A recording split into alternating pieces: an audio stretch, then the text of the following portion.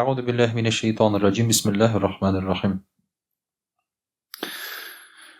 Alloh taolaning salomı, rahmati ham barakatlari bo'lsin har barchalarimizga. Muhtaram qardoshlar, Alloh taolo juma kunlarimizni muborak qilsin. Qilgan ibodatlarimizni qabul aylasin. Bilib bilmay qilgan gunohlarimizni Alloh taolo g'afur qilsin. Alloh taolo bizga har vaqtda da ikki dunyo baxti ham darajasi berib, o'zining rahmatidan tashlamasin. Endi ezgu tilaklarimiz, murod maqsadlarimiz bo'lsa, shularga erishishga nasib aylasin. O'rinlarimizni darajali so'zlarimizni o'timni qilsin. Ham har vaqt Alloh taolo aytgan har bir hamd sanalarimiz anga erishib tursin. Dillarimiz ana zikr qiluvdan yuvushlanib tursin. Hamda aning suyukli payg'ambari Muhammad Mustafa sallallohu alayhi va sallamga yurak turlarimizdan chiqqan salovat sharifalarimiz erisha ko'rsin. Muhtaram qardoshlar, bugun inshaalloh sizlarga bitiribmiz jannat yo'li turida. Jannatga kiruv yo'li deb aytik. Jannatga nechik kirib bo'la? Siz endi bu albatta bilasiz, jannatga nechik kirib bo'lganin. Bunda mashqqa kelgan kishi uni bile. Ham endi mashqqa kelgan kishi ul shusha yo'ldan boruvchi kishi. Ham jannatga kirishga tilovchi kishi. Mana bu muhtaram qardoshlar albatta bizning endi ezgi maqsadimiz, ezgi tilaklarimiz. Chunki masjidga kelib namoz o'quvlarimiz, Alloh taolaning qo'shqanlarini o'tavlarimiz aning boshqa ma'nosi yo'q.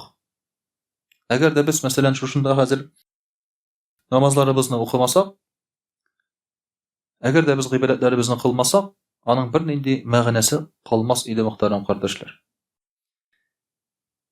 Ham albatta endi sahobalarimiz da jannatga kiruv yo'lini izlaganlar. Jannat ul absolut baxt, absolut rahatlik. Biz umtilgan ayber. Biz bu dunyoda yashaymiz, birchilabız, problemalar hal etamiz. Ko'p topqir endi men sizga aytganim bor, bu dunyoda rahatlik yo'q. Nashta ishlasang-da. Ul rahatlik qisqa mezgilgina.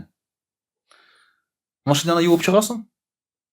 Birinchi pishroqqa kirgancha rahatlanib borasan, shulay. Bir mashina yanından o'tib ketdi, bitni rahat bitdi. Shundoq. Tag'in pishroq mashina. Ya'ni buni shu qisqa mezgilgina ul bir rahatlik. Alminda bir kunda mashinani kirib yo'g'an edim, yo'g'ashda mashina chistara bitindi. Aytam hozir ko'ngil azrak o'sinib ketar endi mashina chista bo'lgach degan edim, qarasam qirilgan yerlari ochiqlandi hozir. Tag'in bir cho'y endi shulay bit. Aytan so'ng o'ylaysan endi yo'mag'an kelish hali ul yangi mashina shekilli ekan deysan. Bir qirilgan yerida ko'rinmay ekan deysan. Mana bu dunyo shulay muhtaram qardoshlar, narsanigina qarasang da, narsanigina olsang da shulay. Bütün birda. Ashasang da, yo'qlasang da, bütün narsada shulay. Mana shunga ko'ra normal kishi ul jannatga kirishga tili. Jannatning rahatini suyib tuyarga hamdaki lazzatin tuyarga tili. Ham albatta munda kiruv yo'llarini izli. Payg'ambarimiz sallallohu alayhi va sallam yanına kelib sirri turgan bo'lganlar. Jannatga nechik kirib bo'ladi? Shulay etib bir kishi keladi, Payg'ambarimiz sallallohu alayhi va sallam yanına sirri: "Ey Rasululloh" dedi. Agar men farz namazlarını okusam de, 5 vaqt namazını bulayın de. Ramazan ayında uroza tutsam de. Halal bilan yaşasam, haramdan tıyılsam, ham bu aybirga bir aybirda istemesem, men jannatga kirirminmi de. Payg'ambarimiz sallallohu alayhi va sallam aytdi: "Ayyidi." Ayyidi. Mana muhtaram qardoshlar, bu hadisdan ko'ringancha birinchidan biz narsa anglaymiz. Sahobalarimiz radhiyallohu anhum jannatga kirishga izlaganlar yo'l. Mümkinchilik izlaganlar. Mana bugungi kunda pek populyar biznes treninglar. Coachlar bor shulay bit, ular seliylar, netalar, nechik boyirga, nechik ақша ishlarga, netirga. Ham ulardan chiqnanda kutu xalq kelganda, tinglarga ularni. Lakin bugungi kunda xalqni bek es qiziqsindira bir so'rov. Jannatga nechik kirishga? Xalqni qiziqsindira nechik boyirga? Nechik ақша ishlarga? Lakin jannatga nechik kirishga? Bugungi kunda xalqni men qiziqsindira deb ayta olmayman. Hatto Hazratga kelib so'rovlar berganda da, endi so'rov berarlar nechik boyirga? Şolay bit. Hazret bir dağası var mı ikanan? Bayunun. Bar. Дагасы бар аның. Шулай бит. Әйтмим. Байып китәсез аннан соң. Шулай бит. Мин беләм аның дагасын. Ул дагалар, мөхтәрәм кардәшләр, яшерен әйбер түгел. Алар беҙҙең китапта язылганнар алар. Бурычтан ничек ҡотолорға, кешегә мохтаж ни булмаска ничек итеп, эшләрең барсын өчен эшләргә кирәк, ул дагалар бөтөн җирдә баралар. Ләкин менә без җәннәткә керергә омтылмаганга күрә, ул дагаларны без күрмибез. Һәм ул дагалар эшләми дә, без җәннәткә керергә теләмәгәнгә күрә. Чөнки без гади менә шушы кешеләр кебек материаль дөнья юлы белән эзлибез баю юлларын, шулай бит. Проблемаларыбызны шул юллар белән хәл итәргә тырышабыз. Һәм шуңа күрә бу аятлар, бу дугалар, алар безгә күренми булган очракта да. Безгә аны өйрәтсәләр дә, без аларны укымыйбыз. Онытабыз. Иртә белән син бит галстук тагырга онытмыйсың. Зикерне онытасың. Шуңа күрә аларның, мөхтәрәм кардәшләр, шундыйрак хикмәте бар. Шуның эчендә иң беренче максат шулай бит. Әгәр дә дөньяда да уңышлы булсын дисәң, ахирәтең дә уңышлы булсын дисәң, җәннәткә керү теләге булырга тиеш. Һәм моңа омтылыш булырга тиеш. Һәм кеше шуңа карап сорау бирергә тиеш. Нинди изгелек кыла алам мин җәннәткә керер өчен? Нәрсә эшли алам мин ди? Менә без бу хадистән беренче булып шуны күрәбез, кешенең җәннәткә омтылуын. Аннан соң без нәрсә күрәбез, мөхтәрәм кардәшләр? Җәннәткә керүнең җиңел икәнен күрәбез. Бездә бит хәзер дин кешесе дисәң, аннан фәрештә ясыйлар. Фәрештә образы килеп туа, шулай бит. Канатлар гына җитми инде аңа. Шундый булырга тиеш ул. Уңга сулга да карамасын, начар сүзләр дә әйтмәсен. Шулай бит. Көн-төн намазда утырсын тәсбих тотып. Менә шундый булырга тиеш дип уйлыйлар. Ләкин җәннәткә керер өчен күп әйбер кирәкми бер караганда. 5 вакыт намаз. Күп вакыт аламы? Юк. Көн-төн утырырга кирәкми икән, шулай бит. 5 вакыт намазны уку җитә. Елына бер тапкыр ураза тоту җитә икән, Рамазан аенда. Хәләл белән яшәргә кирәк икән, онсы кыенрак. Чөнки кая барсаң да хәләлне эзләргә кирәк. Һәм хәрәмнән тыелырга кирәк. Ләкин кыенрак булса да, бу авыр әйберләр түгел. Чөнки ислам динендә хәләл төшенчәсе бик киң, ә хәрәм бик кыска, бик тар. Анда әллә нәрсә күп әйбер юк. Әгәр дә чагыштырып карасаң, хәләл белән күп әйбер түгел анда. Чөнки башка диннәрдә тыелган әйберләр күбрәк, безнең динебездә караганда. Менә шулай итеп, җәннәтнең без юлын җиңел икәнен күрәбез. Ләкин шул ук вакытта бүгенге көндә кешеләр бу әйберләрне дә үтәмичә җәннәткә керергә телиләр. Шулай бит. Гади татар кешесе, этник татар, шулай бит инде. Этник мөселман диләр инде, ул андай төшенчә юк инде бер караганда, ләкин ата-анасы мөселман булганга күрә мөселман. Тукай әйтмешле, шулай бит, килгәнсең син монда, килгәнгә күрә атаң ди. Мәчеттә намаз укыган кешеләргә әйтә. Килгәнсең син монда, килгәнгә күрә атаң. Алар да шулай ди. Минем әти-әни татар булганга күрә мин мөселман дип саныйлар үзләрен. Һәм мондый кешеләр җәннәткә тагын да җиңелрәк юл белән керергә телиләр. Менә буларны да эшләмичә. Намазында укымыйча, уразасында тотмыйча, ничек итеп керергә телиләр? Әй, Аллаһ Тәгалә кичерер әле. Менә бу. Исегездә калдырыгыз менә бу движениене. Әй, Аллаһ Тәгалә кичерер әле. Менә бу движение җәннәткә кертә. Менә шулай иттерсәң, ниме? Бөтен ашка барган сайын яны күрәм.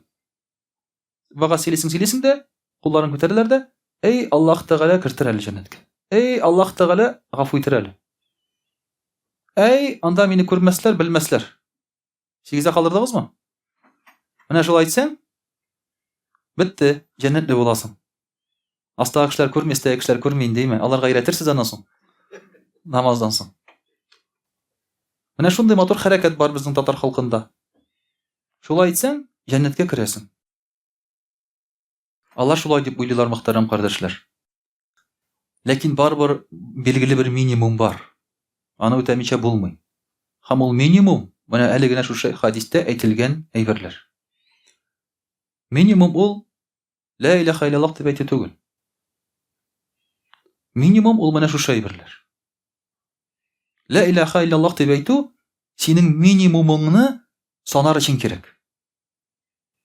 Шушы минимумың саналсын өчен ла илаха илляллах кирәк. Чөнки ул булмаса, ул минимум синең саналмаячак.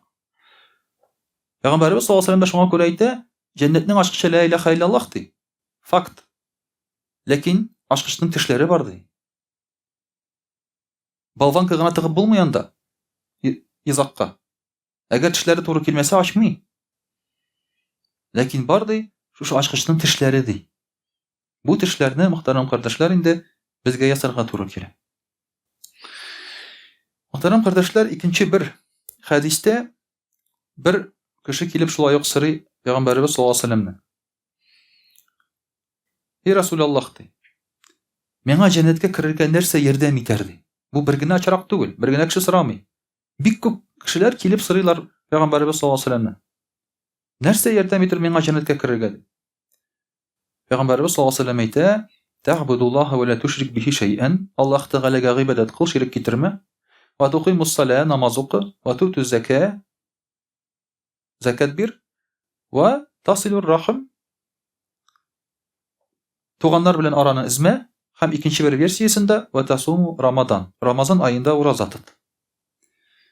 Хәзер карап карыйк, бу әйберләрне эшләргә безгә авырмы? Аллаһ Тәгаләгә ширк китермичә гыйбадәт кылу. Бүгенге көндә мөселман кешесе Аллаһ Тәгаләгә ширк китермичә гыйбадәт кыламы? Без инде әйтәбез, без беркемгә, Аллаһдан башка беркемгә табынмыйбыз дибез. Менә Коръән тәфсире чыкты бит, анда мәрхүмнәрдән сорарга ярамагыз дип, әле бер көнне җыелышта да күтәрделәр тагын бу мәсьәләне. Ничек инде мәрхүмнәрдән сорарга ярый дип.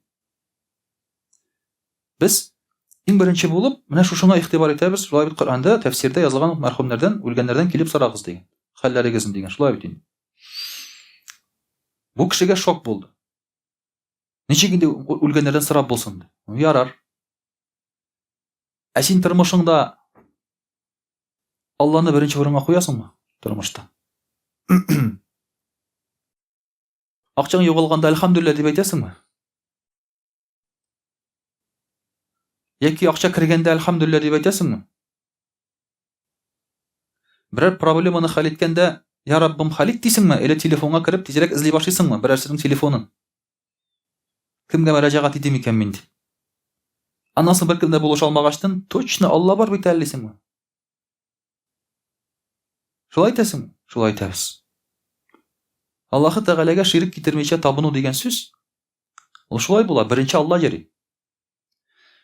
Әгәр дә берәр гаделсезлек күрсәң, әйтәсеңме ул гаделсезлекне? Менә кеше, менә синең шеф, эштә шулай начарлык эшли. Син аңа килеп әйтәсеңме, эшләмә була, ярамый дип? Юк, әйтмисең. Ни өчен әйтмисең? Чөнки син шефка табынасың. Ничек итеп табынасың син шефка? Әгәр дә мин шефка хәзер берәр нәрсә әйтсәм, ул мине эштән куа дисең. Димәк, сиңа эш бирүче шеф. Эш аркылы акча бирүче кем? Шеф, Аллаһ Тәгалә түгел. Ә син Аллага табынам дисең, ширк китермәм дисең. Әгәр син уйласаң, миңа эшне Алла бирә дип, акчаны Алла бирә дип, син курыкмыйсың, син киләсең дә әйтәсең, фәлән-фәләнч. Менә бу сез шундый эшләр эшләгәнсез икән, менә аны бөтен кеше белә инде. Ул әйбәт әйбер түгел, ул гынах, ул зулым. Әйбәт түгел кеше алдында, ул сезне бизәми дип, менә шулай матур итеп килеп әйтергә була, шулай бит, аны килеп кыйнарга дигән сүз түгел. Ләкин без аны да әйтмибез. Ни өчен? Чөнки шеф акча бирә. Шеф эш бирә, Алла түгел. Шуңа күрә Аллага табынам дип әйтү, бу безнең ул мәчеткә килеп утыргачтын, тәһарәтләр алгачтын, шулай бит инде, кулда Коръән тотып утырганда гына ул искә төшә. Тормышта искә төшми ул безнең. Сахабаларыбыз радиллаһу анһум, алар Аллаһ Тәгаләне гел беренче урынга куйганнар. Кем генә алларында торса да, алар әйткәннәр, Алла бар беренче, Алла сүзе кирәк беренче. Бүген без Уялабыз намаз укырга кеше алдында. Уялабыз түбәтәй кияргә. Уялабыз сакал үстерергә. Шулай бит кеше әллә нәрсә дип әйтер. Хатын әллә нәрсә дип әйтер. Шулай бит. Шуңа күрә Аллаһы Тәгаләгә ширик китермичә гыйбадәт кылу дигән сүз, аның мәгънәсе бик киң. Намазга бастым да Аллаһ акбар дип әйтү генә түгел, шулай бит. Намаз уку, закат бирү, ураза тоту, мөхтәрәм кардәшләр, балар шулай ук безнең өчен рәхәт һәм ләззәт бирүче гыйбадәтләр. Һәм без рәхәтләнеп буларны кылабыз, бу эшләрне. Күңелебезгә рәхәт ләззәт биргән очракта дәврдә нишләп без әйтәбез туқимус сала? Намазга басу. Ягъни безгә намазга басу авыр түгел. Намаз укыган кеше өчен, мөселман кеше өчен. Басып 2 рәкъәт намаз уку авыр түгел. Фитнес залга барсаң, 1-2 сәгать рәхәтләнеп шунда шөгыльләнеп кайтасың, шулай бит. Авыр әйберләр күтәреп, тимерләр күтәреп. 2 сәгать намаз укый аласыңмы? Ну, укы син аны кыска сүрә белән. Иннахтайна кул хуаллау укы. Шуның белән булса да 2 сәгать намаз укый аласыңмы? 2 сәгать фитнеста тирләп яткан кебек. Юк, 2 сәгать басып булмый, шулай бит. Тарып басып торып булмый. Менә шуның өчен дә туқимус сала дигән сүз, намазга бас дигән сүз, ул кай вакытта безгә турыдан-туры ул килми. Турыдан-туры безгә аңлашылмый. Әмма мөхтәрәм кардәшләр, җәннәт юлы шулай. Намазга басу, ураза тоту, закат бирү. Син моны бер кая куя алмыйсың, беренче тәдә алмыйсың. Икенче бер хадистә Ибн Мунтафиq дигән сахабабыз радиллаһу анһу Гарафат тауында Пәйгамбәрбез саллаллаһу алейһи ва сәлләмнән шулай ук сорый. Мин синнән 2 әйбер сорыйм ди. 2 әйбер сорыйм. Шушы әйбер белән җәннәткә ничек кирип булыр икән ди. Нинди 2 әйбер? Ягъни 2 әйбер дигән сүзе җәннәткә ничек кирергә, тәмухтан ничек сакланырга. Пәйгамбәрбез саллаллаһу алейһи ва сәлләмгә әйтә. Кыска гына җавап бир әле миңа ди. Кай вакытта чыннан да безгә килеп шундый сорау бирәләр. Хәзрәт, 2 сүз белән генә әйт әле, бу ничек була ди. Баш катаймы, 2 сүз белән ничек әйтеп булсын инде. Кай вакытта белән киләләр дә сорыйлар, хәзрәт, тәһаҗҗүд намазына ничек торырга икән ди. Әле менә теге атнада гына бер җегет сорады. Син 2 сүз белән генә җавап бирергә кирәк. Ул бит инде целый лекция ул тәһаҗҗүд намазына ничек торырга була. Аның әзерлекләре, аның ниләре шулай бит, рухи яктан бөтен нәрсә дә. Мин нәрсә дидем ул егеткә? Әйтәм, уянырга кирәк. Тәһаҗҗүд намазына торыр өчен ничек уянырга кирәк? Уянасың, торасың шулай бит. Җайлы гына кебек ул. 2 сүз белән генә аңлатып булмый. Әмма асылы шул. Һәм Пәйгамбәрбез саллаллаһу алейһи ва сәлләм әйтә, син ди кыска итеп кенә миннән сорадың ди, ләкин җавабы моның озын ди. Пәйгамбәрбез саллаллаһу алейһи ва сәлләм әйтә. Шулай да Пәйгамбәрбез саллаллаһу алейһи ва сәлләм кыска итеп җавап бирә. Тыңла мине ди. Мин сиңа әйтәм хәзер ди. Аллаһы Тәгаләгә ширик китермичә гыйбадәт кыл ди. Фарыз намазларын укы ди. Закатыңны түлә ди. Рамазан аенда ураза тот ди. Булар аңлашылды шулай бит инде. Всё. Стандартный набор. Булар аңлашылды. Буларны эшләргә кирәк. Аллаһ һәм Пәйгамбәр саллаллаһу алейһи ва сәлләм истеп куя. Үзеңгә нәрсә яратсаң, кешегә дә шуны эшлә ди. Һәм үзеңгә нәрсә яратмасаң, кешегә аны эшләмә ди. Менә ничек? Пәйгамбәрбез саллаллаһу алейһи ва сәлләм кыска гына җавап бирә. Безгә бит килеп әйтәләр, сорыйлар. Менә нинди яхшы эш эшләп була кешегә? Нәрсәләр эшләп була? Бик җайлы. Үзеңгә нәрсә эшләгәнне телисең? Шуны эшлә. Синең белән матур сөйләшкәнне телисеңме? Телисең. Сиңа ярдәм иткәнне телисеңме? Телисең. Сине яратканны телисеңме? Телисең. Димәк, шуны эшлә кешегә дә. Бетте, проблемасы юк. Үзең турында начар сүз сөйләгәнне телисеңме? Юк. Димәк, кеше турында да сөйләмә. Кешегә үзеңгә сукканны телисеңме? Юк. Әйбереңгә кагылганны телисеңме? Юк. Димәк, кешенекенә дә кагылма. Бетте, китте. Бик җайлы. Менә шушы принципны алсак үзебезгә, иң үзебезгә куеп карасак кеше урынына, бик җайлы була мөхтәрәм кардәшләр, изгелекләр кылырга. Менә Пәйгамбәрбез саллаллаһу алейһи ва сәлләм җәннәткә керергә теләгән кеше өчен шундый җаваплар бирә. Әмма бу хәдисләрнең бөтенесендә дә аерылгысыз бер әйбер тора. Нәрсә? Гыйбадәт. Намаз, ураза, закат, хаҗ. Булар аерылгысыз тора. Буларсыз булмый. Нәрсә генә истәсә дә буларга Пәйгамбәрбез саллаллаһу алейһи ва сәлләм туганнар белән араны өзмә, шулай бит, кешегә яхшылык, изгелек кыл. Иң беренче бу әйберләр тора. Без моны бер кая куя алмыйбыз. Шуңа күрә дә бу безнең төп юнәлешебез, гыйбадәтебез һәм кешегә дә без нәрсә өйрәтергә соң дигәндә, менә кеше килеп басты. Әзер ул хәзер дингә керергә. Дингә керде ул. Беренче булып нәрсә өйрәтергә кирәк? Намаз. Шулай. Намазны өйрәтсә аңа беренче булып. Әле теге зур-зур экономикага кирип киткәнче, син аңа аңлат намазның нәрсә икән. Бетте. Менә шулай итеп, мөхтәрәм кардәшләр, Аллаһы Тәгалә безгә бик җиңел бер юлны өйрәтә. Һәм без, мөхтәрәм кардәшләр, бу юлның Алла бирсә, үти алабыз. Бүген намаз укыйбыз, алхамдулилlah. Тагын 12 көннән без уразага керәбез. Шушы гыйбадәтебезнең, иншаллаһ, чираттагы шартын үти алачакбыз. Иншаллаһ, русчада сөйләп китик. А'уду биллахи минаш шайтанир раджим. Бисмиллахир рахманир рахим. Дорогие друзья, сегодня мы с вами разговариваем о дороге, о пути в рай. Как войти в рай? Это, во-первых, очень просто, а во-вторых, сложно. Почему просто? Потому что то, что сказал пророк, саллаллаху алейхи ва саллям, буквально наборы некоторые, да, дел, они всем известны и они понятны. Но в то же время сложно, когда ты начинаешь этим жить. Например, когда к пророку, саллаллаху алейхи ва саллям, пришли и спросили, как можно войти в рай, он сказал: поклоняйся одному Аллаху, читай намаз, держи уразу, давай закат, да? Также, что делать? Жить с халяль и остерегаться харама.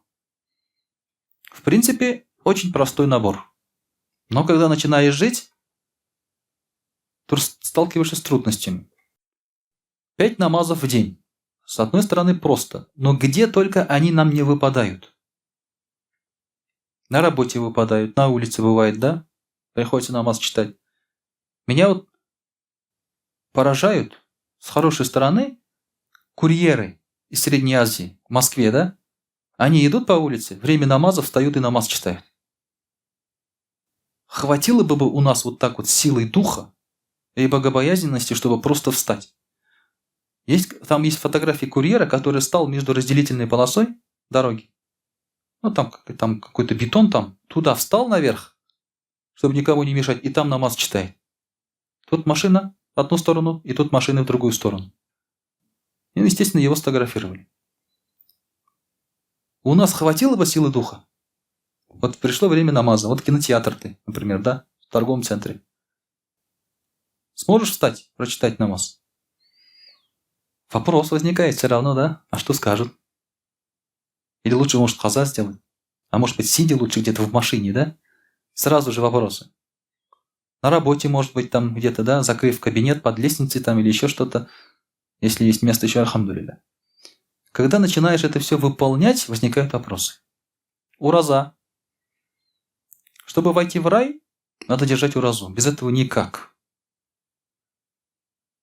Потому что ураза – это показатель того, что ты веришь в Аллаха, и что ради него ты можешь отказаться от чего-то. Вот всегда любимые нам люди нам делают испытания, устраивают испытания. Вот девушка, например, да, когда ты влюбляешься, всегда она нам какие-то квесты делает. Девушка, да? Если любишь, достань мне вот эти цветы. Достаешь, куда деваться. Правильно? Если любишь, прическу поменяй, бороду сбрей или наоборот отрасти. Были такие случаи, когда девушки просили отрастить бороду. Вот у нас женился один брат-мусульманин. Он когда женился, жена сказала: ты это, говорит, от бороду отрасти, говорит, тогда замуж выйду за тебя. Такие тоже есть на самом деле. А? Да, это просто, да, это просто, но это не просто. Когда ты без бороды привык ходить, и тут тебе теперь надо ходить уже с бородой. Привлекать внимание. Это же при внимании привлекает борода. Поэтому раз, вот квесты нам устраивают любимые. И мы эти квесты с удовольствием проходим, нам это нравится. И Аллах Тааля нам тоже говорит, если поклоняешься мне, можешь ли ты на время отказаться вот от того-то, от того-то. Кто-то не может отказаться. Кто-то отказаться не может. Он считает, что это неправильно. Он ставит под вопрос желание любимого. Когда ты любишь, ты его под вопрос не ставишь. Когда, например, жена тебе говорит, принеси мне розы белые, ты говоришь, а что, ромашки не пойдут, что ли? Какая разница, Аллах создал розы и ромашки. Ты что так унижаешь ромашку, да? Давай я тебе сорву, принесу. Нельзя так? Правильно, ты же так не говоришь? Ты говоришь, окей, принесу. Ты потому что знаешь, чем это чревато, да? Если не принесешь. Вот Аллах Тааля нам тоже вот так спрашивает, говорит, откажись вот от этого. С одной стороны, просто уразу держать. Но с другой стороны, многие не могут это сделать. Отказаться просто от чего-то. Потому что это своего рода тоже испытание. Также, дорогие друзья, давать закат, делать хадж.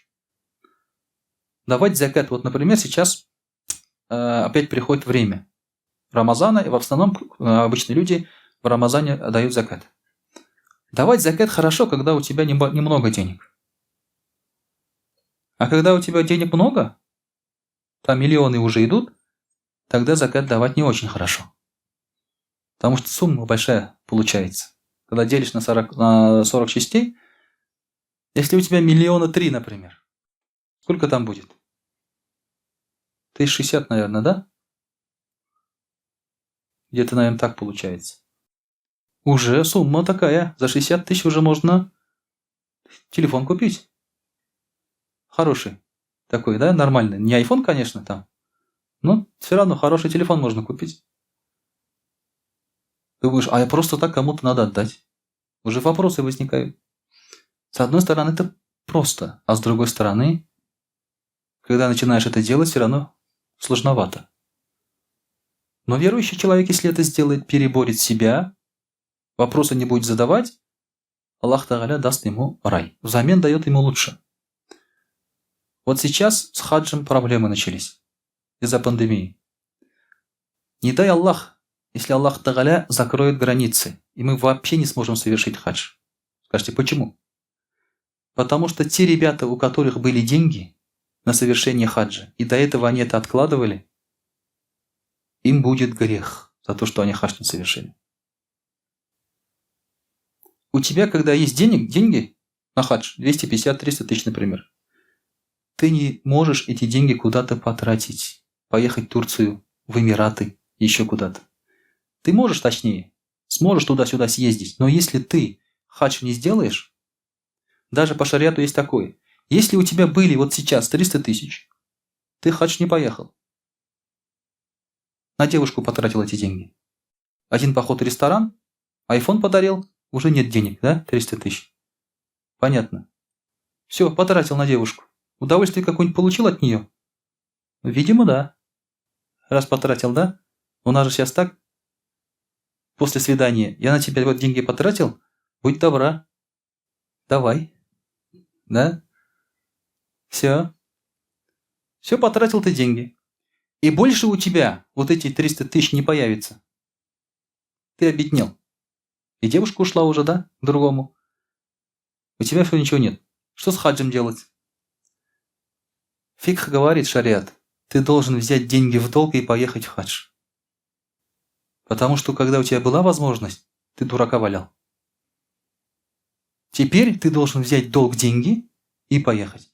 Если у тебя нет денег, долг не можешь взять, ты в завещании должен записать: после моей смерти продайте мое имущество и сделайте за меня хадж. Вы понимаете, насколько это серьезно? У нас у всех были в свое время деньги на хадж, но мы их тратили на что-то. Кто всю хадж не совершил, у нас были эти деньги на хадж. Но мы это откладывали. Мы говорили завтра, на следующий год. Через 10 лет. Я еще не созрел. Если кредит есть, то не надо с ней. Надо выплатить кредит. Но если ты и кредит не выплачиваешь, и деньги у тебя лежат, тогда лучше поехать в хадж. Обычный человек, нормальный человек, когда у него есть долги, когда у него появляются деньги, это нормальный человек, верующий, он сразу же эти деньги лишние покрывает долги этими деньгами. Это нормальный человек. Но не мы. Да? Но не мы. У нас деньги появляются, сразу же на себя что-то там тратим. Вы понимаете, какая это ответственность получается? Если у тебя есть деньги, были деньги на хадж, ну, так скажем, да, ты должен был это совершить. И дай Аллах, вот я же говорю, границы закроются, а ты останешься грешным. Теперь уже ты можешь, деньги есть, хочешь, но границы закрыты. Поэтому, дорогие друзья, об этих вещах надо думать серьезно. Потому что вот эти вещи, поклонение, они помогают нам войти в рай. Рай – это не клуб в Казани. Он сейчас работает, нет? Не знаете? Я жду ответа сейчас. Кто-то скажет «нет» и попался. Значит, он ходил, а было закрыто. Да, был такой клуб, да? Это не клуб. Рай – это то место, где мы, иншаллах, будем вечно наслаждаться. И самое большое наслаждение – это видеть Аллаха Субханаху ва Тааля. С одной стороны, просто туда войти, но с другой стороны, вот все эти вещи надо будет выполнять. Также Аллах Тааля говорит нам, дорогие друзья, «Вама тақарраба илляя абди бишайин ахаббу илляя мимма фтараттуху алейхи». Это хадис Кудси. Это не аят. Аллах Тааля говорит, мой раб может приблизиться ко мне только одним способом. Каким? Выполняя фарды, мои веления. Больше дороги нет. Ты не можешь придумать от себя и сказать, вот я это совершу сейчас, и Аллах меня будет любить, полюбит меня. Чтобы Аллах Тааля тебя полюбил, есть только один способ. Это выполнять то, что Он велит, фарды делать. Это и намазы, это и ураза, и закат, и хадж. То, что от нас Он требует. Больше к дороге нет, говорит Аллах Тааля. Поэтому тем татарам, которые говорят, я и так войду в рай, или намаз читать не обязательно, вот эти слова мы можем привести. Также, дорогие друзья, пророк ﷺ в другом хадисе сказал, если человек читает 5 намазов, держит уразу, дает закат и остерегается 7 смертных грехов, то для него откроются врата рая и скажут «заходи с миром». Опять-таки ничего сложного нет. Здесь про хадж не сказано. Почему? Потому что хадж был вменен только в последний год жизни пророка, саллаллаху. Он стал обязательным. Поэтому в некоторых хадисах хаджа нет. Но он также обязателен. Он идет потом, в других хадисах как дополнение. Здесь тот же набор поклонений. Пророк, саллаллаху, много хадисов сказал по этому поводу.